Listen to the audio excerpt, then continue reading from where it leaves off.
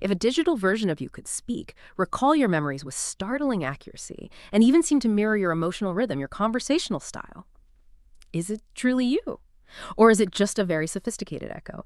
This is where those classic thought experiments, like the ship of Theseus, become incredibly relevant, don't they? Right, the ship where every plank gets replaced. Is it still the same ship? Exactly. Or like philosopher Derek Parfit famously posed, if you enter a teletransporter that reconstructs you perfectly at the destination but it destroys the original, were you transported? Or were you destroyed and just replaced by a perfect copy? These questions challenge our very definition of identity. Is continuity of memory enough? Or is something deeper required, something data alone can't capture, like the subjective felt experience of consciousness itself? These technologies, they force us to really reevaluate what truly constitutes self.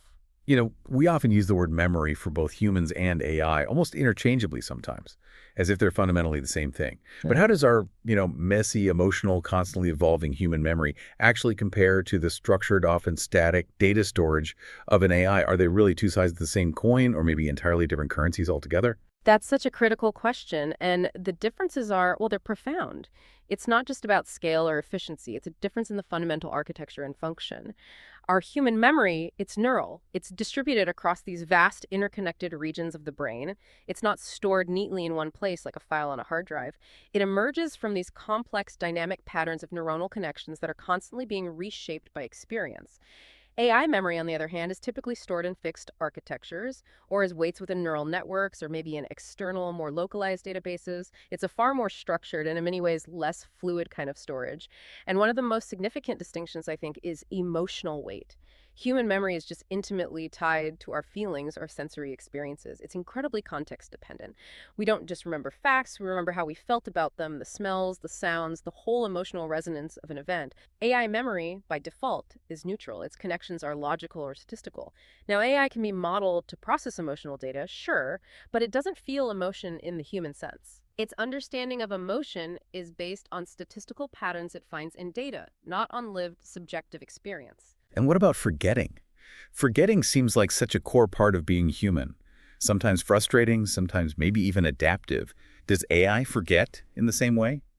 Or at all? Well, not in the same adaptive, emotionally filtered way that we do. Human memory seems to have this adaptive filtering mechanism. We selectively forget details that maybe aren't important or perhaps are emotionally painful or just irrelevant to our current situation. It allows us to focus on what's relevant, maintain mental well-being. Traditional AI, however, faces that problem we mentioned earlier, catastrophic forgetting. New learning can just completely overwrite older, previously acquired knowledge. Now, solutions like continual learning and generative replay are emerging to try and mitigate this, but it's still a fundamental challenge for AI systems. Hmm. Human memory is dynamic, it's continually evolving, it's constantly being reshaped by new experiences, new interpretations, even our current mood. AI memory in its core data storage form is often static, or at least prone to being overwritten. It lacks that inherent fluid, narrative quality that really defines our personal history. So our recall isn't like playing back a perfect video recording, is it? It sounds more like we're actively reconstructing the memory every time we access it. Precisely. Human recall absolutely involved imagination, interpretation.